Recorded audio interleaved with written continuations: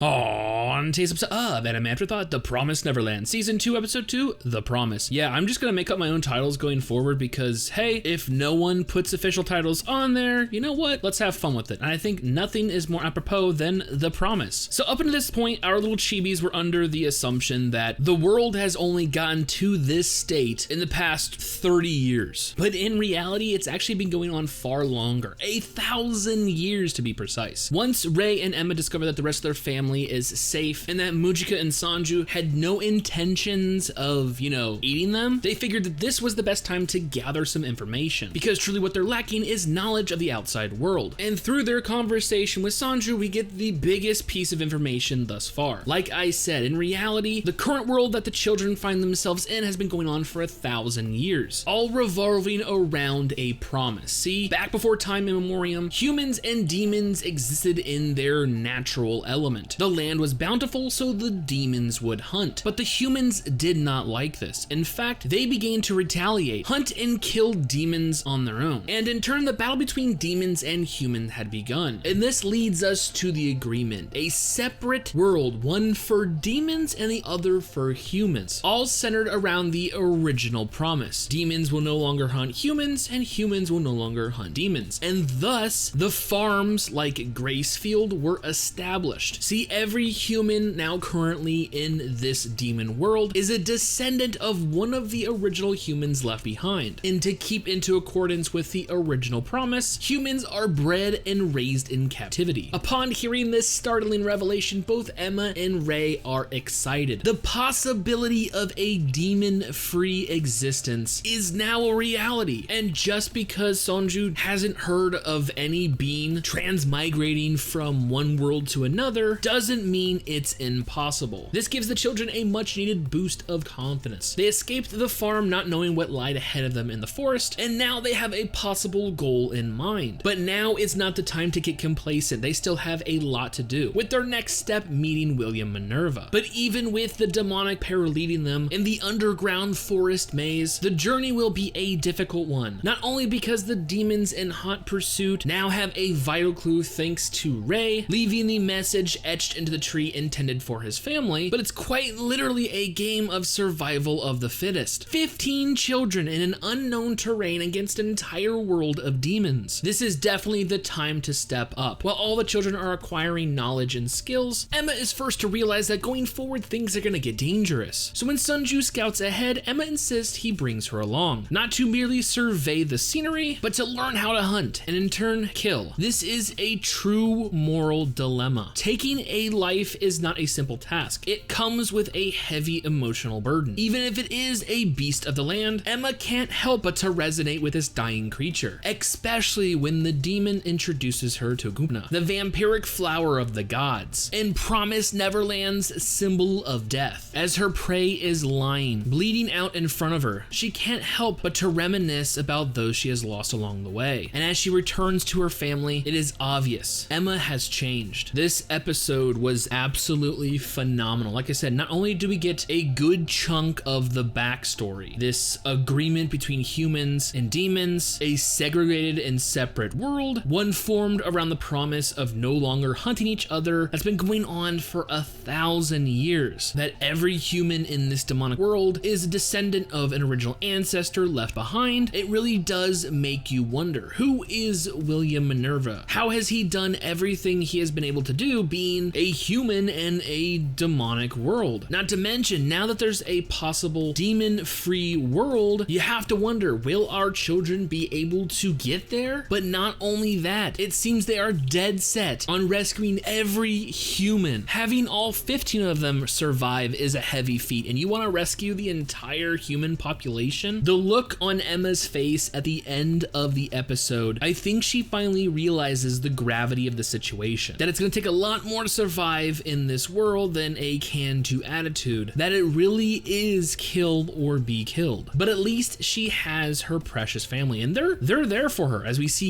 scary Gilda give her the what for of having a family if you can't rely on them. I don't know, this has always been a very intense series, but now going forward, it seems every moment it's just upping the stakes, and honestly, it's getting fucking intense. Anyways, with all that being said and more Promised Neverland next week, week. I honestly cannot wait for future episodes.